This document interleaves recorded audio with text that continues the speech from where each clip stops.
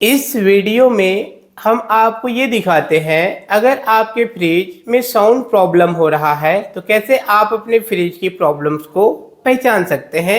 ये देखिए फ्रिज है, फ्रिज के अंदर लाइट जल रहा है और फ्रिज बिल्कुल अच्छे से ठंडा भी कर रहा है। इसके बावजूद हमारे फ्रिज में बहुत ज़्यादा आवाज़ आते हैं। आखिर इसके पीछे क्या कारण है, कैसे आप अपने फ्रिज की प्रॉब्लम को पहचान सकते हो।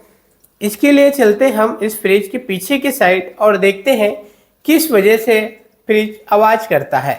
तो चलिए मैं आपको अपने फ्रिज के पीछे की साइड ले चलता हूँ। तो फिर देखिए हम आपको इस फ्रिज के पीछे की साइड से दिखा रहे हैं ताकि आप अपने फ्रिज की साउंड वाले प्रॉब्लम को पहचान सको। ये देखिए, वैसे हर फ्रिज में नॉर्मल साउंड तो आता ही है। मैं यहाँ पर इसके साउंड सुना देता हूँ। ये देखिए, ये इसकी नॉर्मल साउंड है। अगर इसे थोड़ी सी ज़्यादा भी साउंड आए हल्के से तो भी इस तरीके का जो साउंड होता है वो एक नॉर्मल साउंड होता है।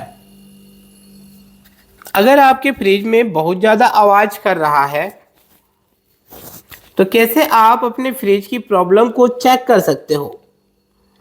ये देखिए कंप्रेसर है, कंप्रेसर में लगे होते हैं 4 बोल्ट।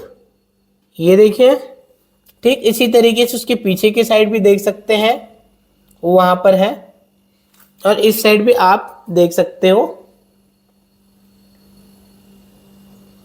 वो ये देखिए, तो वहाँ पर नीचे में लगे होते हैं ये सपोर्ट करने के लिए रबड़ के वाइसर। रबड़, अगर ये रबड़ कट जाए और ये कंप्रेसर इसकी बॉडी में टच हो तो कंप्रेसर वाइब्रेट करते रहता है। ये देखिए, तो वाइब्रेट होने के कारण से, बॉडी में टच होने के कारण से हमारे फ्रिज साउंड आते हैं।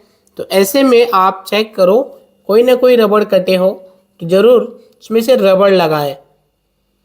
अगर मान लो आपके फ्रिज में कोई भी रबड़ नहीं कटे हैं कंप्रेसर के, फिर भी एक अजीब सी साउंड इसके अंदर से आ रहा है, वो साउंड ठीक नहीं होते हैं। वो कंप्रेसर के अंदर लगे होते हैं पिस्टन वगैरह, उसके पार्ट के ख़राब होने की वजह से इसके अंदर से आवाज़ आती है। ऐसे में इसके कंप्रेसर को चेंज कराने का ज़रूरत पड़ता है, वो आवाज़ ठीक नहीं होता है। अभी हम यहाँ पर तीसरी आवाज़ के बारे में बात करते हैं। हमारा फ्रिज का कंप्रेसर जब बंद होता है तो वहाँ पर लगे हैं, ये देखिए OLP, वो जब बंद होता है तो चिक करके आवाज़ आता है और जैसे ही वो कंप्रेसर फिर से ऑन होते हैं तो उसी OLP से ऑन होते समय टिक टाक की जो आवाज़ आता है वो उस पार्ट से आवाज़ आते हैं।